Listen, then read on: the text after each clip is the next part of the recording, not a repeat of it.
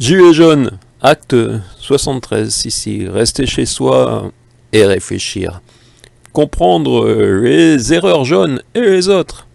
En ce samedi 4 avril 2020. Oui, je continue cette chronique hebdomadaire sur les aventures des Gilets jaunes.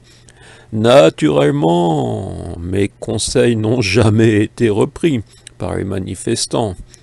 Et effectivement, les seules fois où l'on m'a vu avec des gilets jaunes, et non avec un gilet jaune, c'était dans le cadre d'interviews et de reportages.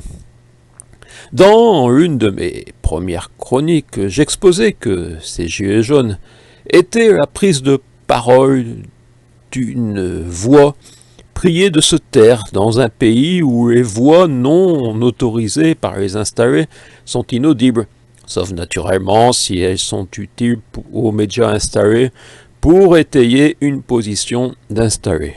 Je les invitais, les gilets jaunes, à dépasser les problématiques financières quotidiennes pour une vision globale.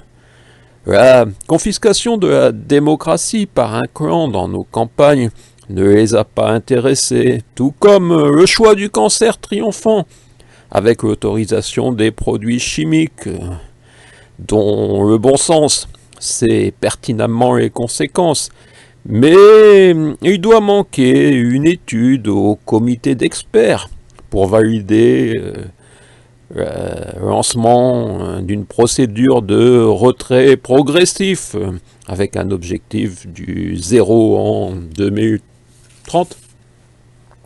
Naturellement, à titre individuel, certains gilets jaunes ont approuvé mes analyses.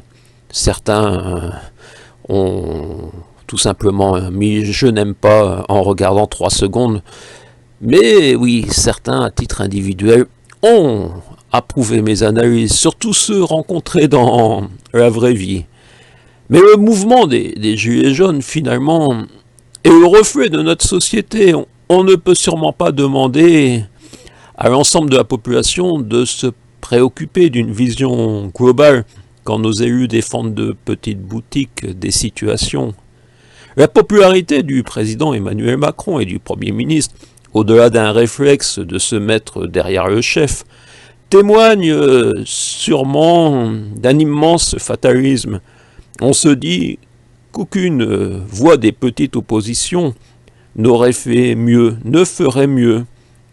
Quand on consulte l'interview du numéro 3 des Républicains à Libération, on est effaré par tant de banalité chez un homme qui, quelques jours plus tôt, écrivait « Il faut tout changer, tout changer, tout changer !» Il faudra tout changer. Si je fais attention aux déclarations du numéro 3 de ce parti, alors que j'ignore même le nom du numéro 2, c'est qu'il s'agit de mon député. Un jeune, enfin jeune d'après le calendrier, mais aux vieilles méthodes, juste capable d'essayer de décrédibiliser toute analyse argumentée par un « vous êtes un clown ». Oui, les voix non légitimées par une élection doivent se taire ou répéter les propos des notables. Je parlais d'un certain monsieur Aurélien Pradier, élu en 19e position dans la municipalité de Cœur-du-Cos sur 19 dans cette commune où on a encore le droit de barrer. Gilets jaunes, vous avez réussi à faire bouger ce pays. Que votre retour soit avec des réflexions globales. Restez chez vous et réfléchissez. Nous ne sommes pas qu'en crise sanitaire. Déjà en fin du XXe siècle, certains s'interrogeaient, l'éducation nationale s'est-elle encore formée des citoyens?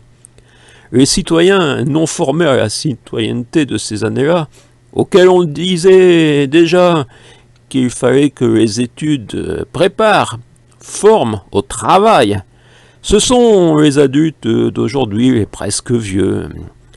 Il n'est jamais trop tard pour se tourner vers la sagesse. Restez chez vous et étudiez.